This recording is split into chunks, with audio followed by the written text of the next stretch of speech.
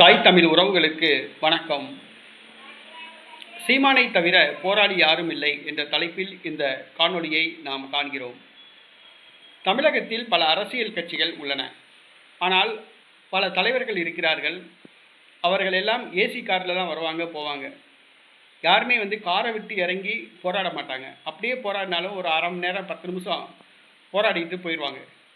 பொதுக்கூட்டங்களில் கலந்துக்கிட்டால் கூட அவங்க மேடைக்கு பின்னாடி மிகப்பெரிய ஏசி பொருத்தப்பட்டிருக்கும், ஏர் கூலர். ஏன்னா எப்போதுமே அவங்களுக்கு கூலிங்காக இருக்கணும். அந்த மாதிரி இப்போ அண்ணாமலை பார்த்திங்கன்னா கொஞ்சம் நாளைக்கு முன்னாடி ரத யாத்திரை நடத்தினாப்புல, பாத யாத்திரைன்னு சொல்லிட்டு கடைசியில் பேருந்து யாத்திரை மாதிரி ஆச்சு.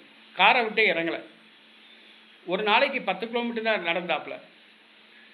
அப்படியே போய் ஸ்டார் ஹோட்டலில் போய் தங்கிக்கிறோப்புல. இதுக்கு பேர் பாத யாத்திரையா? இந்த மாதிரி தான் நிறைய தலைவர்கள் இருக்காங்க.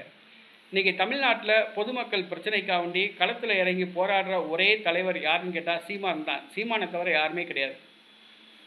பொதுமக்கள் பிரச்சனைக்காக வேண்டி ஸ்டாலினோ உதயநிதியோ போராட்டம் நடத்தியிருக்காங்களா? மத்திய அரசை எதிர்த்து ஸ்டாலினோ உதயநிதியோ தெருவுக்கு போராட்டம் நடத்தியிருக்காங்களா? ஆளுகின்ற மத்திய மாநில அரசுகளை எதிர்த்து எடப்பாடி பழனிசாமி தெருவுக்கு போராட்டம் நடத்தியிருக்காரா? அண்ணாமலை தமிழக அரசுக்கு எதிராக தெருவுக்கு போராட்டம் நடத்தியிருக்காரா? உண்ணாவிரதம் இருந்திருக்காரா? காங்கிரஸ் கட்சிக்காரங்களை எடுத்துவாங்க. செல்வ பெருந்தகை, எத்தனையோ தலைவர்கள் காங்கிரஸ் கட்சியில் இருக்காங்க. கோஷ்டிக்கு பஞ்சம் கிடையாது. தெருவுக்கு மக்கள் பிரச்சனைக்காக வேண்டி ஏதாவது போராடி இருக்காங்களா? கம்யூனிஸ்ட் கட்சிக்காரவங்க எடுத்துக்கோங்க. மக்கள் பிரச்சனைக்காக வேண்டி போராடி இருக்காங்களா? இன்றைக்கி தமிழ்நாட்டில் மக்கள் பிரச்சனைக்காக வேண்டி போராடுற ஒரே தலைவர் யாருன்னு கேட்டால் அது செந்தமிழன் சீமான் மட்டும்தான்.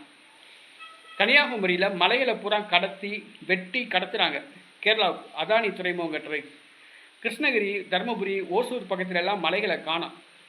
மதுரை மேலூரில் டங்ஸ்டன் ஆய்வு பண்ணுறதுக்காண்டி அந்த சைடு மலையை பூரா, இயற்கை வளத்தை பூரா அழிக்கிறாங்க. பரந்தூரில் விமான நிலையம் அமைப்பதற்காக ஆயிரக்கணக்கான ஏக்கர் நிலங்களை பிடுங்குறாங்க. மதுரையில் சின்ன உடைப்பு கிராமத்தில் விமான நிலையம் அமைப்பதற்காக 250 ஏக்கர் விவசாய நிலத்தை பிடுங்குறாங்க. கிருஷ்ணகிரியில் தொழிற்பேட்டை அமைப்பதற்காக விவசாய நிலத்தை பிடுங்குறாங்க. ஆற்று மணலை கொள்ளையடிக்கிறாங்க. கண்மாய்கள் தூர்வாரவில்லை. சுற்றுச்சூழலை கெடுக்கிறாங்க. தமிழ்நாட்டில் டாஸ்மாக் கடையில் திறந்து விட்டு ஆறா ஓட விடுறாங்க சாராயத்தை. தமிழ்நாட்டில் கொலை, களவு, கற்பழிப்பு எல்லாமே பெருகி போச்சு. இன்றைக்கி தமிழ்நாட்டில் எங்கே பார்த்தாலும் சாதி சண்டை, மத சண்டை பெருகி போச்சு. கொலைகளுக்கு பஞ்சம் கிடையாது.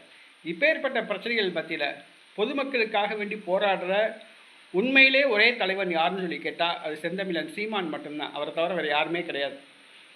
சீமான்னா இன்றைக்கி ஒரு பிரச்சனைன்னு சொன்னால் களத்தில் இறங்கி போராடுறது சீமான். சீமான் வர முடியாதுன்னா சீமான் தம்பிகள் போய் நிற்பாங்க. இன்றைக்கி கன்னியாகுமரியில் மலையை கடத்துறதுக்கு எதிராக சீமான் போராடுறாரு. பரந்தூர் விமான நிலையம் விவசாய நிலத்தை பிடுங்குறதுக்கு எதிராக போகிறாரு. கிருஷ்ணகிரியில் தொழிற்பேட்டை அமைப்பதற்கு விவசாய நிலத்தை பிடுங்குறாங்க, அதுக்கு போராடுறாப்புல.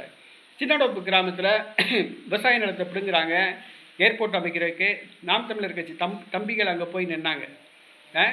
பழங்குடியினர் மக்களை காட்டிலேருந்து அகற்றுறாங்க, சீமான் தான் போய் நிற்கிறாப்புல. ஆக ஒவ்வொரு இடத்துலையும் சீமான் தான் பிரச்சனைக்காக வேண்டி போராடுறாப்புல.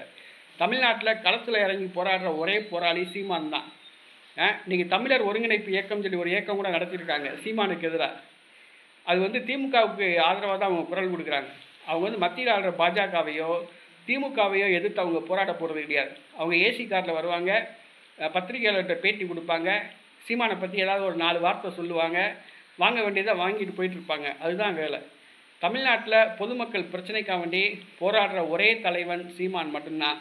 சீமானை தவிர வேறு எந்த போராளியும் கிடையாது. சீமான் ஒருத்தர் தான் தமிழ்நாட்டில் போராளி. அவர் எம்எல்ஏ ஆகிறாரோ எம்பி ஆகிறாரோ அது வேறு விஷயம். அது ஒரு பெரிய விஷயம் கிடையாது, எம்எல்ஏ ஆகிறது எம்பி ஆகிறது. ஆனால் பொதுமக்கள் பிரச்சனைக்காக வேண்டி உண்மையிலேயே களத்தில் இறங்கி போராடுற ஒரே போராளி சீமான் தான். சீமானை தவிர வேறு யாருமே கிடையாது.